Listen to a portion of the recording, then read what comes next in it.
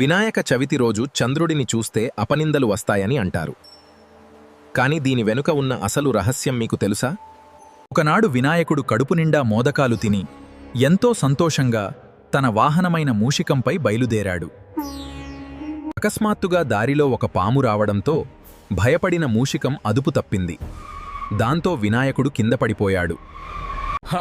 వినాయకుడు కింద పడటం చూసి ఆకాశంలో చంద్రుడు గర్వంతో వికటంగా నవ్వాడు.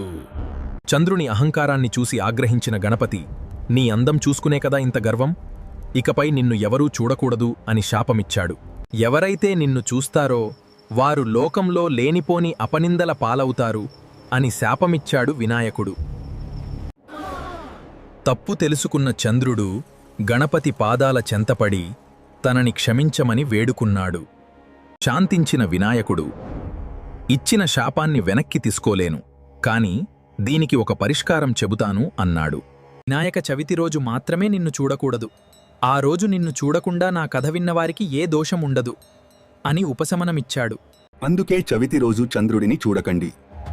ఈ వీడియో నచ్చితే లైక్ చేసి మరిన్ని రహస్యాల కోసం సబ్స్క్రైబ్ చేసుకోండి.